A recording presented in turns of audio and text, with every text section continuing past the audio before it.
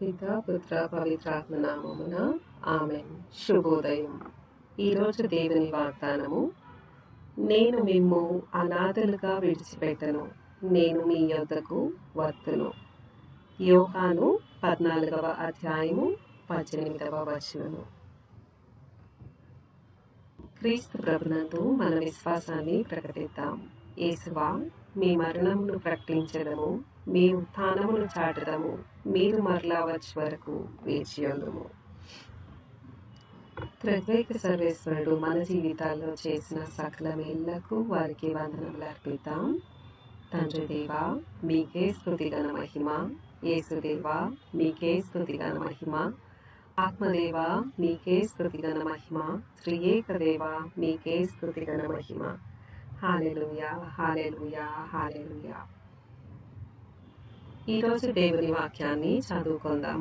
Mark సువార్త 6వ అధ్యాయం వచనములు 17 నుండి 29 వరకు.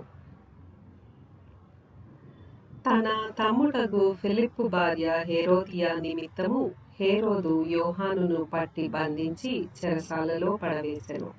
ఏలైనా అతడు హేరోదియను వివాహమాడి ఉండెను. అంతేకాక యోహాను, నీవు నీ సోదరుని భార్యను వివాహమాడుట సరికాదు అని హేరోదును హెచ్చరించుచుండెను. హేరోదియ యోహానుపై పగపట్టి అతనిని చంపదలచెను, కానీ ఆమెకు అది సాధ్యం కాకపోయెను. ఏలైనా యోహాను నీతిమంతుడు, పవిత్రుడు అని హేరోదు ఎరిగి అతనికి భయపడి అతనిని కాపాడచూచెను. అతని హితోపదేశములకు హేరోదు కలత చెందినను వానిని ఆలకింప మనసు కలవాడై ఉండెను. తుదకు హేరోదియాకు ఒక చక్కని అవకాశము కలిగెను. హేరోదు తన జన్మదినోత్సవమున కొలువులోని ప్రధానులకు, సైన్యాధిపతులకు, గలిలియా సీమలోని ప్రముఖులకు విందు చేయించెను. హేరోదియా కూతురైన కుమార్తె లోనికి వచ్చి హేరోదు ప్రభువునకు ఆయన అతిథులకు ప్రీతికరంగా నృత్యము చేసెను. అప్పుడు ఆ ప్రభువు ఆ బాలికను చూచి, నీ ఇష్టమైన దానిని కోరుకొనుము, ఇచ్చెదను. నీవు ఏమి కోరినను నా అర్ధరాజ్యమునైనను ఇచ్చెదను అని ప్రమాణపూర్వకంగా పలికెను. అప్పుడు ఆమె వెలుపలకు పోయి తన తల్లితో, నేనేమి కోరుకొనవలెను అని అడిగెను. ఆమె, స్నాపకుడగు యోహాను తలను కోరుము అని చెప్పెను. అంతటా ఆ బాలిక వేగముగా రాజు వద్దకు వచ్చి, స్నాపకుడగు యోహాను శిరస్సును ఇప్పుడే ఒక పళ్ళెములో పెట్టి ఇప్పించుము అని కోరెను.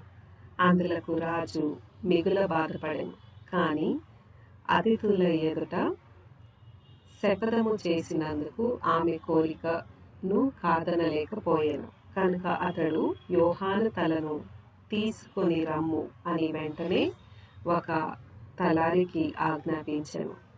వారు అట్లే పోయి చెరసాలలో ఉన్న యోహాను తల నరికి ఒక పళ్ళెంలో పెట్టి ఆ బాలికకు ఇయ్యగా ఆమె తన తల్లికి ఇచ్చెను. ఈ సంఘటనను వినిన వెంటనే యోహాను శిష్యులు వచ్చి ఆ భౌతిక దేహమును తీసుకొని పోయి సమాధి చేసిరి. ఇది క్రీస్తు సువిశేషము. క్రీస్తువా, మీకు స్తుతి కలుగును గాక.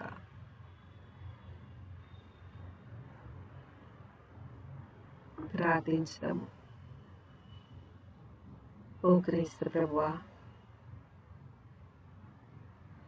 మీరు మాకు చేసిన సకల మేళ్ళకు మీకు వందనములు ప్రభువా. ఎలాగైతే సువిశేష పట్టణంలో బాప్తిస్మ యోహాను గారు న్యాయానికి, నీతికి సుమాతృకగా ఉన్నారో, అదేవిధంగా మేము కూడా నీతి న్యాయములు పాటించే బిడ్డలుగా మీ కృపయందు ఎదిగేలా మమ్మల్ని దీవించండి ప్రభువా. బాప్తిస్మ యోహాను వారు ఎలాగైతే మీ పరిచర్యకు ముందు మార్గము సిద్ధము చేసి హృదయ పరివర్తనము ప్రకటించి ఉన్నారో దేవా, అదే విధంగా ప్రభువా మమ్మల్ని కూడా మలచుము తండ్రి. మేము మీ రాజ్యమును నీతిని వెతికే బిడ్డలుగా, మీ రాజ్యమునకు పాటుపడే బిడ్డలుగా మమ్మల్ని మలచుము, మార్చుము తండ్రి. యోహాను గారు 2000 సంవత్సరాల క్రితం మీ రాకకు మార్గాన్ని ఎలాగైతే సిద్ధపరిచారో, ఈ రాకడ దినాలలో ప్రభువా మేము కూడా పరిశుద్ధ జీవితం జీవించి ఇతరులకు మీ రాకడ గురించి ఎరిగించే కృపను, సంసిద్ధం కావించే వరమును మాకు అనుగ్రహించండి ప్రభువా.